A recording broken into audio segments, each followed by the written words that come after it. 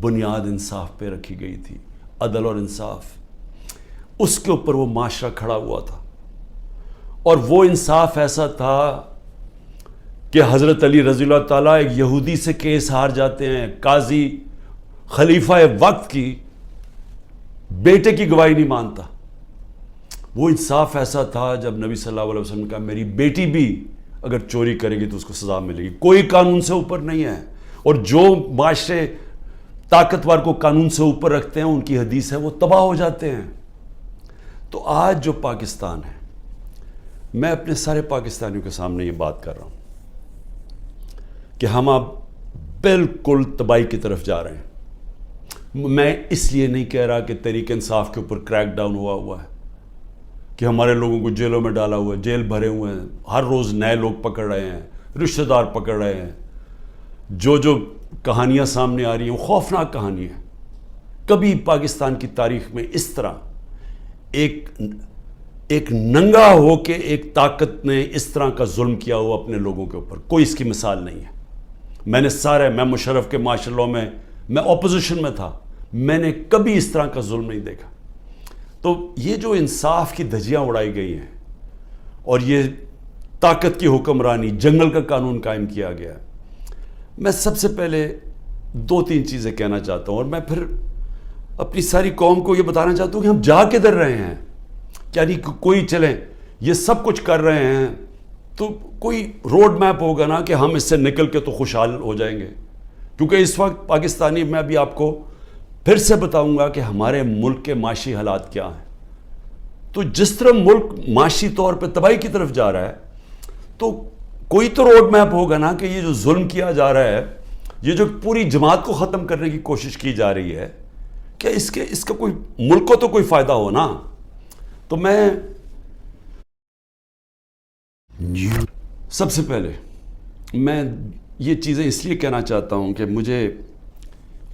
میں یہ کبھی یہ سوچتا نہیں تھا کہ میرے ملک میں اس طرح کی چیزیں ہوں گی. جیسی بھی حکومتیں آئی ہیں، ایوب خان کا مارشل لاء آیا، ضیاء الحق کا آیا، سنا بڑا پیپلز پارٹی پہ سخت مارشل لاء تھا، لیکن جو پیپلز پارٹی کے معراج محمد خان تھے وہ مجھے بتاتے تھے، کیونکہ وہ ہماری جماعت میں ایک وقت پہ ہم نے ان کو سیکرٹری جنرل بنایا تھا، تو مجھے بتایا کرتے تھے کہ ضیاء الحق کے زمانے میں کیا تھا.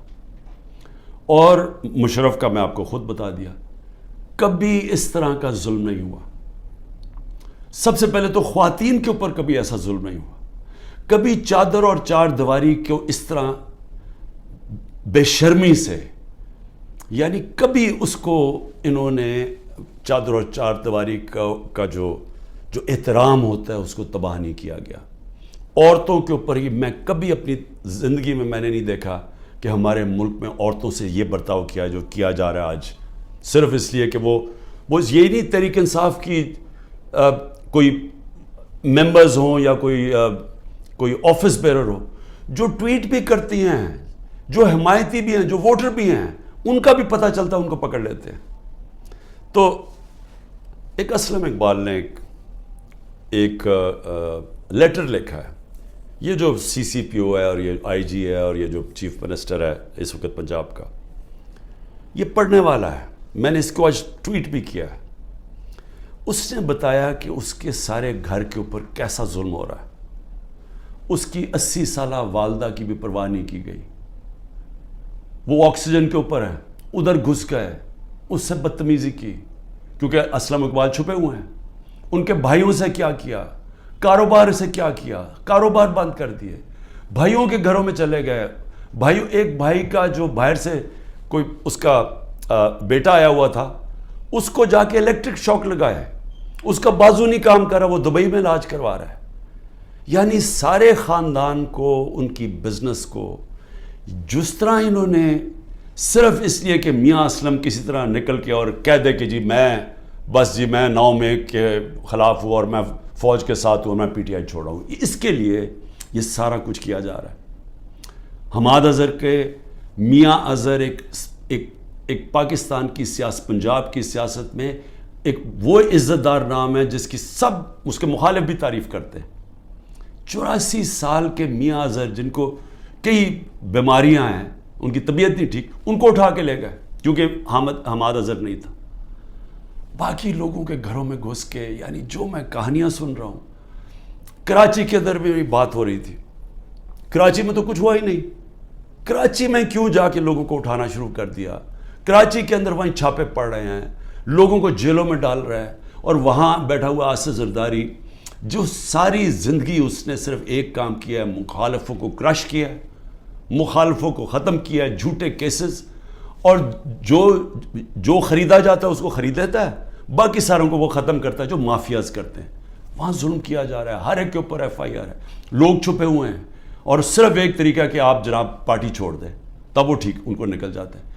یہ بھی سوچ لیں کہ آج ہمارے انصاف کے نظام، یعنی یہ کیسے کوئی اس طرح کہ آپ کے اوپر ہر قسم کا کیس ہے، دہشت گردی کا سب کیس لگا ہوا ہے، جیسے ہی آپ نے کہا میں پارٹی چھوڑا ہوں کیسز ختم.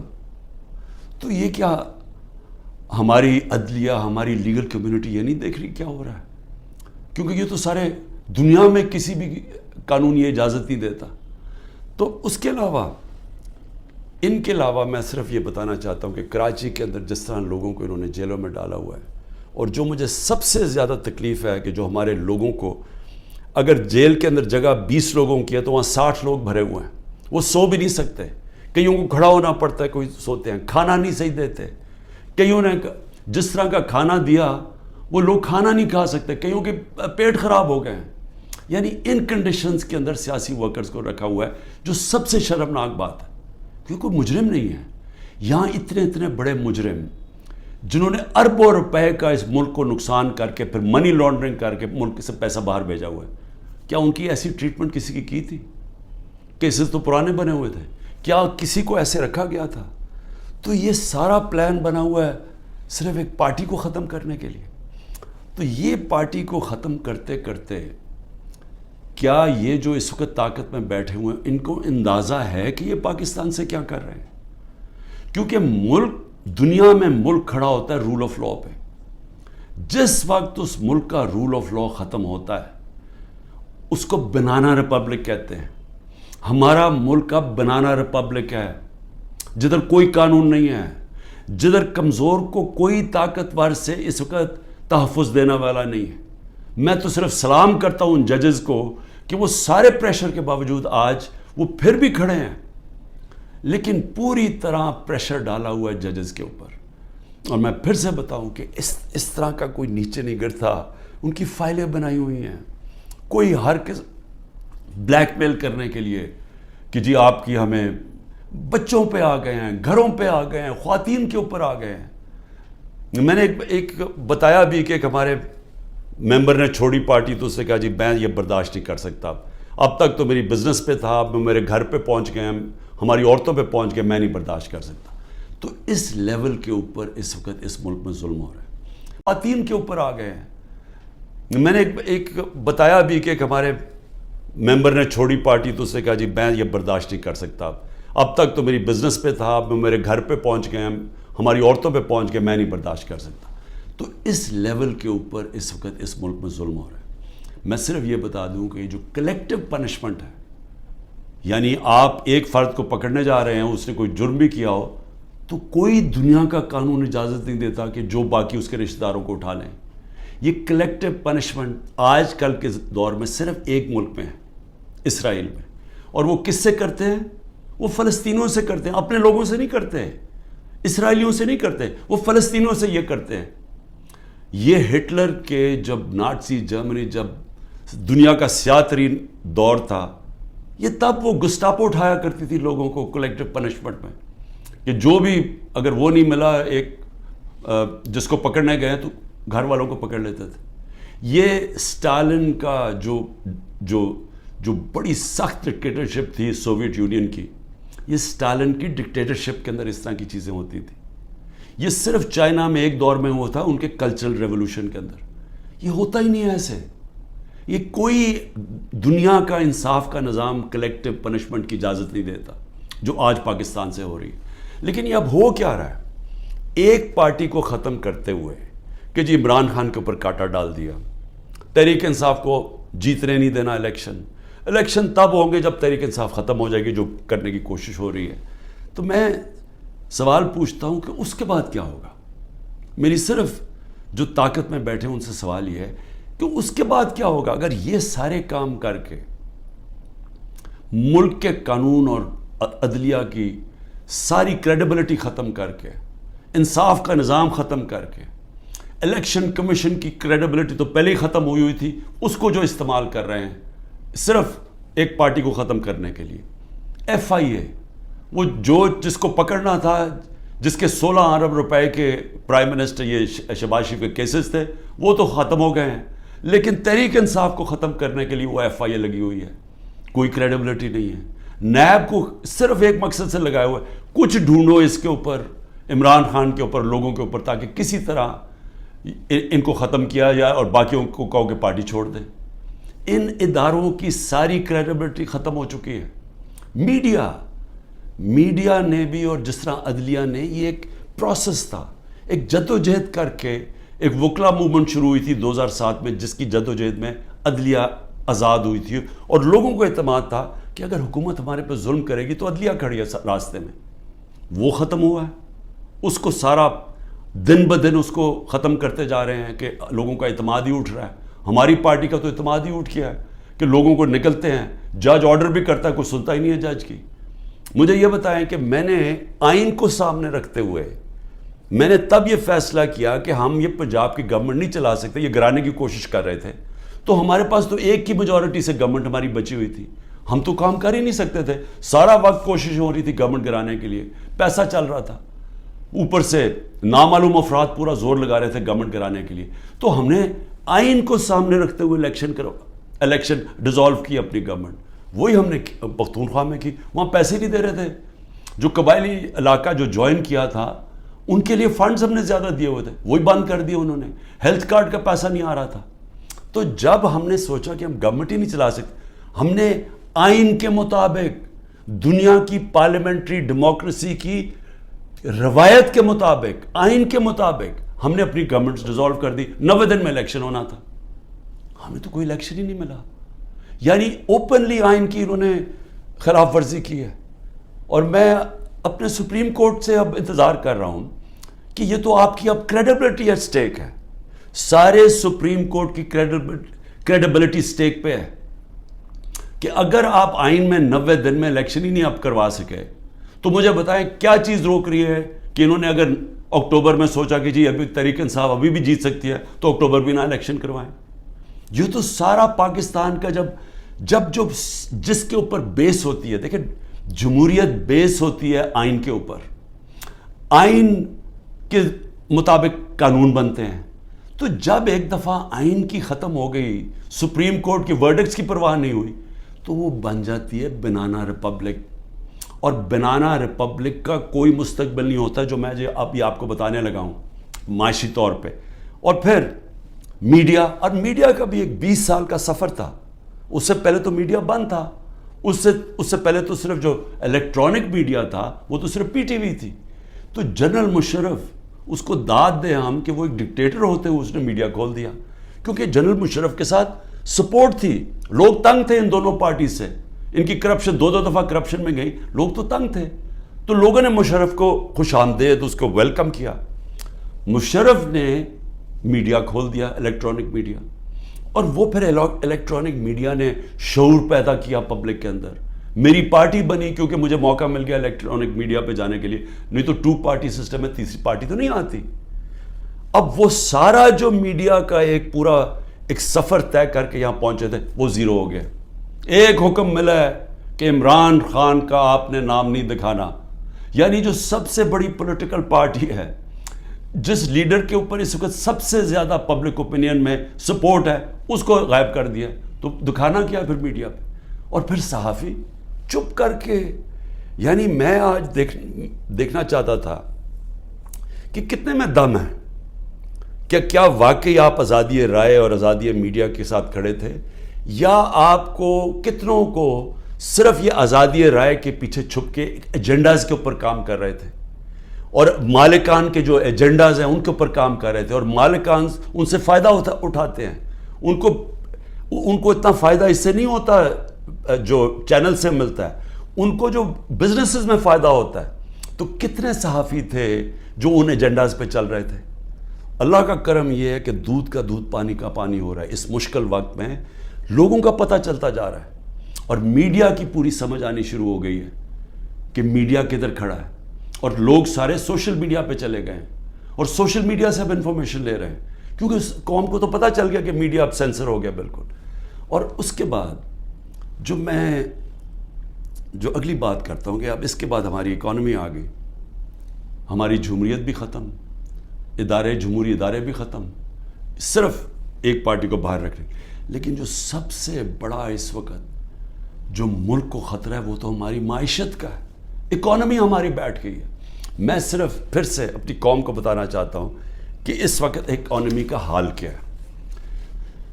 ہم جب چھوڑ کے گئے تھے 6.1% پہ ہماری اکانومی بڑھ رہی تھی, یعنی دولت میں اضافہ ہو رہا تھا ملک میں. اور میں پھر یہ کہوں کہ یہ پاکستان کی تاریخ میں پہلی دفعہ امریکی ڈالرز نہ آنے کے, جو کہ ایوب خان کے دور میں آئے, ضیاء کے دور میں آئے, مشرف کے دور میں آئے, تب گروتھ ریٹ اوپر تھی. یہ پہلی دفعہ ہے کہ 2 سال ہماری ایوریج 6% پہ اکانومی کو, کوئی باہر سے ڈالر نہیں آ رہے تھے. آل راؤنڈ انڈسٹری اچھا کر رہی تھی, زراعت اچھا کر رہی تھی, سروسز میں اضافہ ہو رہا تھا. تو جب ملک اوپر جا رہا تھا 6% پہ, ادھر سے سازش کر کے ایک آدمی نے بند کمرے میں فیصلہ کر کے گورنمنٹ گرائی. اب آج دیکھیں ذرا کیا حالات ہیں. پاکستان کی 6.1% سے آج ہماری گروتھ ریٹ یعنی اکانومی میں جو اضافہ ہے وہ پہنچ گئی ہے 0.3 پہ. انڈیا اس وقت 7.2% پہ بڑھ رہی ہے, آگے گروتھ ریٹ آگے ہے. بنگلہ دیش 5.5% پہ بڑھ رہی ہے اور ہم 0.3 پہ پہنچ چکے ہیں. ایک سال کے اندر ہمارا جو ملک کا جو ایکسپورٹس ہیں, دیکھیں نا, جب تک آمدنی آتی ہے ڈالر سے تو ہماری ایکسپورٹ تو ہر سال بڑھ رہی تھی. اس وقت اور ایکسپورٹس یعنی ڈالرز اندر آتے ہیں جب چیزیں بیچتے ہیں, 13.6% پہ ایکسپورٹس گری ہیں ایک سال میں. اور جو دوسری چیز ڈالرز اندر آتے ہیں ریمیٹنسز سے, وہ 13% پہ گری ہیں ریمیٹنسز. ان کا ملا کے اور پھر جو انویسٹمنٹ ہے, جو باہر سے انویسٹمنٹ آتی ہے, ڈالرز آتے ہیں نا, وہ 90% گر گئے ہیں. ایک سال میں 90% انویسٹمنٹ گر گئی. اور ہمارا جو روشن ڈیجیٹل ہم نے اکاؤنٹ کھولا تھا, جو 1.5 سال میں $5 ارب پہ پہنچ گیا تھا, وہ آج اس میں پیسے نکال رہے ہیں لوگ. یعنی کہ جو بیرون ملک پاکستانی ہمارا سب سے بڑا احساس ہے, وہ اعتماد کھو بیٹھا ہے اس گورنمنٹ پہ. تو جب ٹوٹل ہمارا ہم نے کتنا ایک سال کے اندر نقصان کتنا ہوا ہے انویسٹمنٹ میں, اور اس پہ انویسٹمنٹ پہ اور ریمیٹنس اور ایکسپورٹس پہ $7 ارب. تو آئی ایم ایف کے پاس $6 ارب ہم مانگ رہے ہیں, یا $7 ارب کا ملکی آمدنی میں کمی آ چکی ہے. پھر آگے چلیں. اس وقت جو پاکستان کا قرضہ ہے, پچھلے 12 مہینے میں پاکستان نے تقریباً 15,000 ارب روپے کا قرضہ لیا ہے. اب یہ یاد رکھیں, 15,000 ارب کا قرضہ 12 مہینے میں. ہماری حکومت جو پہلے ہی مشکل وقت میں آئی تھی, کیونکہ سب سے بڑا خسارہ بیرونی خسارہ چھوڑ کے گئے تھے, ہمارا جو ٹوٹل ہم نے اپنے دور کے اندر کتنا ہم نے خسارہ لیا, کتنا ہم نے قرضہ لیا, ہمارا 18,500 ارب 18,500 ارب. 3.5 سال میں انہوں نے ایک سال میں 15,000 ارب روپیہ قرضہ لیا. یہ جو قرضہ بڑھ رہا ہے ملک میں, اور قرضہ اور بڑھتا جائے گا کیونکہ آمدنی تو کم ہوتی جا رہی ہے.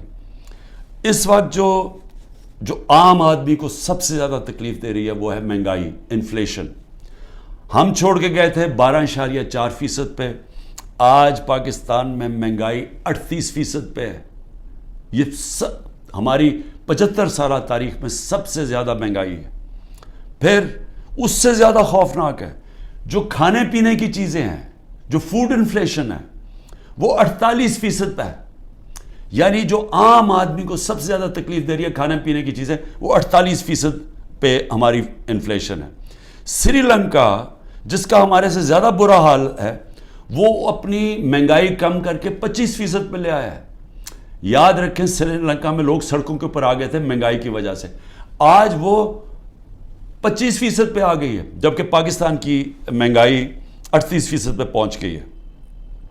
اور پھر جو انٹرنیشنل جو قیمتیں جس کی وجہ سے ہمارے دور پہ مہنگائی لوگ کر رہے تھے، 30% کموڈٹی کی قیمت انٹرنیشنلی گری ہیں. یعنی تیل، جو انرجی پرائسز تھے، جو پام آئل تھا، یعنی جو ہم گھی منگواتے تھے، وہ آج آدھی قیمت پہ ہے. لیکن اوور آل 30% دنیا میں یہ جو چیزیں مہنگائی بڑھا رہی تھی وہ کم ہو گئی ہیں، اور پاکستان میں اب یہ بڑھتی جا رہی ہیں. اور پھر 2-3 اور چیزیں یہ ذرا آپ دیکھ لیں کہ ہمارے پاس کوئی اب روڈ میپ نہیں ہے کہ ہم نے $30 ارب جون 2024 تک واپس کرنا ہے. ہمارے پاس کوئی روڈ میپ نہیں ہے کہ ہم نے تقریباً 1 سال میں $30 ارب واپس کرنا ہے، کیونکہ ڈالر کی جو انکم ہے وہ تو کم ہوتی جا رہی ہے. اور پھر سارے ہمارے اس وقت کم ہو گئے. جو ہم نے ہمارا ریکارڈ ٹیکسز ہم نے اکٹھے کیے تھے، وہ ریکارڈ ٹیکسز بھی نیچے چلے گئے ہیں، اور ہماری جتنی بھی ٹارگٹس ہیں اس گورنمنٹ نے مس کر دی ہیں. جو اس وقت سود ہے وہ 21% ہے. تو انڈسٹری کیسے چلے گی؟ 21% سود پاکستان کی تاریخ میں سب سے زیادہ ہے. تو انڈسٹری کیسے چلے گی؟ اور پھر جو اس وقت سیل ہو رہی ہے ڈیزل کی، بجلی کی، سیمنٹ کی، وہ 20 سے 30% گر چکی ہے. اس کا مطلب بڑے طور پہ بے روزگاری آ رہی ہے، بے روزگاری آ چکی ہے. ڈاکٹر پاشا جو پاکستان میں سب سے بڑے اکانومسٹ مانے جاتے ہیں، بڑے نام ہیں ان کا، وہ کہہ رہے ہیں کہ 1 سال میں 10 کروڑ لوگ غربت کی لکیر سے نیچے گئے ہیں. اور وہ کہتے ہیں کہ 75 سالہ پاکستان کی تاریخ میں یہ سب سے برے حالات ہیں. تو میں اب پوچھتا ہوں کہ یہ لوگ جو کوشش ساری کی جا رہی ہے تحریک انصاف کو ہٹانے کی، وہ انہی لوگوں کو تو واپس لانے کی کوشش کی جا رہی ہے. یہ لوگ جو 1 سال کے اندر ملک کی معیشت تباہ کر دی ہے، میں یہ سمجھنے کی کوشش کر رہا ہوں کہ یہ پھر واپس آ کے، کیونکہ اگر تحریک انصاف کو ختم کریں گے تو یہی لوگ ہوں گے نا، اور ان تھوڑے سے اور لوگوں کو، ریلو کٹوں کو اکٹھا کر کے آپ کوئی اور پارٹی میں دھکیل کے ہمارے لوگ توڑ کے کر دیں گے. تو چلیں یہی سوچ لیں کہ تحریک انصاف ختم ہو گئی تو پھر یہی لوگ واپس آئیں گے. میرا سوال یہ ہے کہ یہ لوگ آ کے پھر کیا کریں گے؟ کہ اگر انہوں نے 1 سال میں ہماری معیشت کا بیڑا غرق کر کے رکھ دیا ہے، خود تو ان کو فرق ہی نہیں پڑا. یاد رکھیں ان کے پیسے ملک سے باہر پڑے ہیں، ان کے ڈالروں میں پیسے باہر پڑے ہوئے ہیں. یہ جو ملک نیچے جا رہا ہے، یہ جو مہنگائی ہو رہی ہے، یہ جو روپیہ گر رہا ہے، اس کی وجہ سے جو مہنگائی اور غربت آ رہی ہے، ان کو کوئی فرق نہیں پڑ رہا. میں یہ آج کہتا ہوں کہ جتنے بھی لوگ آج یہاں اوپر ہمارے ملک کے فیصلے کر رہے ہیں، ان کو کوئی فکر نہیں ہے پاکستان کی، کیونکہ ان کے پیسے ملک سے باہر پڑے ہیں. اگر ان کے ملک سے باہر پیسے پڑے ہیں، ان کو کوئی فرق نہیں پڑا. ان کو جب وقت آئے گا، مشکل وقت آیا، میں آج آپ کو لکھ کے دے رہا ہوں، ان سب نے ملک سے باہر بھاگ جانا ہے. کم از کم جو اسٹیبلشمنٹ ہے ایک کام تو کرے نا. ان سب جو یہاں آج فیصلے کر رہے ہیں، ایک کام کرے کہ ان سب کو ECL پہ ڈالے، اور ECL پہ تب تک ڈالے جب تک الیکشن نہیں ہو سکتا. کیونکہ اگر انہوں نے، ان کا سٹیک ہی پاکستان میں نہیں ہے، تو ان کو تو کوئی فرق نہیں پڑنے لگا ملک بیٹھ رہا ہے. ان کو تو، ان کے جب ڈالرز میں پیسے پڑے ہیں، روپیہ گر رہے ہیں، ان کی تو دولت کو کوئی فرق نہیں پڑا. لیکن پاکستانی تباہی کی طرف جا رہے ہیں. اور میں آج آپ کو اپنا آخر میں یہ بھی بتا دوں کہ یہ ملک ٹھیک ہوگا کیسے، اس دلدل میں سے نکلے گا کیسے؟ صرف ایک طرح نکلے گا کہ ہم اپنے اوورسیز پاکستانی، 10 کروڑ باہر پاکستانی بیٹھا. میں پھر سے آپ کو بتا دوں کہ صرف امریکہ کے اندر جو 16,000 پاکستانی امریکن ڈاکٹرز ہیں، ان کی جو سالانہ ان کی جو ویلتھ ہے وہ $200 ارب ہے، صرف 16,000 کی. جو ٹاپ اس وقت 10 پاکستان کے بزنس مین ہیں امریکہ میں، ان کی ورتھ $25 ارب ہے. اگر ہم نے کسی وقت بھی باہر سے اپنا جو اوورسیز پاکستان نے سرمایہ کاری کرنی شروع کر دی، وہی بچائے گا پاکستان کو. جب چائنا نے اور انڈیا نے جب اپنی اکانومی کھولی تو سب سے پہلے سرمایہ کاری اوورسیز چائنیز اور اوورسیز انڈینز نے کی. ہماری بھی جو سرمایہ کاری اور فیوچر ہے وہ شارٹ ٹرم میں اپنے اوورسیز پاکستانیز کے ہاتھ میں. وہ اوورسیز پاکستانی نہیں آئیں گے. یہ جو حرکتیں کی جا رہی ہیں وہ لوگ چھوڑ کے جا رہے ہیں. یہاں سے لوگ پیسہ باہر لے کے جا رہے ہیں. اس وقت جو ہمارے پروفیشنلز ہیں وہ چھوڑ کے جا رہے ہیں. قیمتی پروفیشنل جن کے اوپر سرمایہ کاری کر کے ان کو ٹریننگ دے کے جن کے پاس ہنر ہے ان کے لیے تو دروازے کھلے ہیں دنیا کے. وہ تو کہیں بھی جا سکتے ہیں دنیا میں. جب وہ چھوڑ کے جا رہے ہیں, جب ہمارا سرمایہ ملک سے باہر جا رہا ہے, ڈالرز ملک سے باہر جا رہے ہیں, تو یہ ساری حرکتیں اور اس وجہ سے ہے کہ اوپر تو پہلے چور مسلط کر دیے. مجھے بتائیں کون ملک سے باہر سے پیسہ لے کے آئے گا اوورسیز پاکستانی جب وہ دیکھے گا کہ شہباز شریف اور شریف خاندان اور زرداری خاندان ان کے پیسے باہر پڑے ہوئے ہیں؟ کون لے کے آئے گا پاکستان؟ جب ان کو اعتماد پاکستان کی اکانومی میں نہیں ہے تو وہ ان کو کیسے اعتماد آئے گا پاکستان کی اکانومی میں؟ تو کدھر سے آئے گا پیسہ؟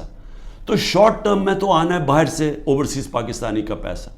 اوورسیز پاکستانی پیسہ تب لے کے آئے گا جب رول آف لا قائم کریں گے, جو آج ختم کیا جا رہا ہے, جس کی قبر کھودی جا رہی ہے. جب تک جسٹس سسٹم میں ہمارے جسٹس سسٹم میں انویسٹر کو سرمایہ کار کو اعتماد نہیں ہوگا, پیسہ نہیں آنے لگا.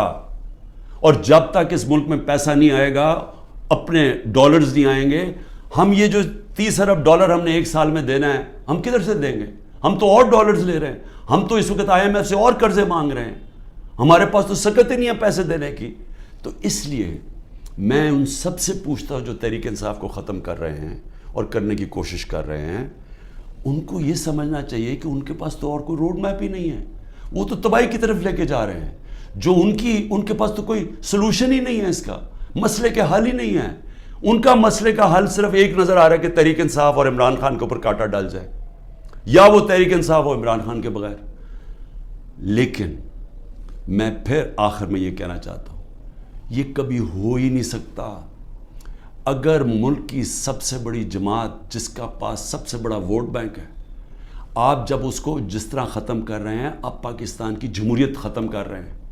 اور پاکستان کی جمہوریت ختم کرنے کا مطلب آپ مستقبل ختم کر رہے ہیں, آپ آزادی ختم کر رہے ہیں اس ملک کی, آپ لوگوں کو غلام بنا رہے ہیں. یہ جو سارے حربے استعمال کر رہے ہیں, یہ اسرائیل غلاموں کے اوپر فلسطینوں کو غلام بنا کے تو یہ حربے استعمال کرتی ہے. یہ کشمیر کے اندر, مقبوضہ کشمیر میں ہندوستان کشمیریوں پہ کر رہے ہیں یہ چیزیں. یہ اپنے لوگوں پہ کوئی ایسا نہیں کرتا ظلم. اور سب سے بڑی پارٹی کو جب آپ ختم کر رہے ہیں تو پھر سے میں آپ کو کہوں کہ جو آپ کو حربے استعمال کر رہے ہیں اور کرنے پڑیں گے, آگے اور کرنے پڑیں گے, کیونکہ سب سے بڑا ووٹ بینک ہے, وہ کدھر سے ختم ہوگا؟ تو اس کا مطلب مکمل طور پہ یہ ظلم کا نظام چلتا رہے گا. اور آخر میں جب بھی آپ سمجھیں گے کہ اب پارٹی ختم ہوگی, تب الیکشن کروائیں گے, وہ جمہوریت ختم ہو جائے گی. مجیب الرحمان کو جب انہوں نے اس کے خلاف کریک ڈاؤن کیا, ہم نے پاکستانیوں نے کریک ڈاؤن کیا, جس کو پرائم منسٹر بننا چاہیے تھا, اس کی پارٹی کو بین کر دیا, کلعدم کر دیا, تو اس کے بعد جو الیکشن کروایا اس کی کیا حیثیت تھی؟ کیا وہ اس پاکستان کے لوگوں نے مانا تھا وہ جو الیکشن کے بعد لوگ سامنے آئے تھے؟ کسی نے, کوئی بھی ان میں سے بچا تھا جیسی واپس جب ان کے پاس ان کو وہ آزاد ہو گئے ہمارے سے؟ تو یہ بھی جو لوگ آپ الیکشن کروائیں گے, یہ ریلو کٹوں کی, اور یہ جو سارے چوروں کو, اور یہ جو سب اکٹھے ہوئے ہیں منی لانڈررز, یہ جو ملک میں سزا یافتہ بیل کے اوپر لوگ, تو جب کیا آپ کا خیال ہے کہ اس سے قوم مان جائے گی ان کی؟ کیا قوم ان کی حکومت مان جائے گی؟ وہ آج ہی نہیں مان رہی. وہ اتنے ڈرے ہوئے ہیں کہ سب کچھ ہو کے بھی وہ تو الیکشن سے بھاگ رہے ہیں. 10,000 ورکر بھی اندر ہیں, پھر بھی ڈرے ہوئے ہیں الیکشن کروانے میں, پھر بھی کہہ رہے ہیں کہ اگلی مارچ تک الیکشن ہوگا. تو میں آج جو بھی اس ملک میں طاقت میں بیٹھے ہوئے ہیں, میرا آپ کو سمپل یہ پیغام ہے کہ جس راستے پہ آپ یہ لے کے جا رہے ہیں, اس میں پاکستان کی تباہی ہے, اندھیرا ہے, ہمارے بچوں کا مستقبل تباہ ہو رہا ہے, اور اتنی مایوسی پھیلی ہوئی ہے پاکستان میں, امید ختم ہوتی جا رہی ہے کہ لوگ چھوڑ کے جا رہے ہیں. ابھی بھی وقت ہے, کورس کریکشن کریں, راستہ بدلیں, اور راستہ صرف فری اینڈ فیئر الیکشن ہے. پاکستان زندہ باد.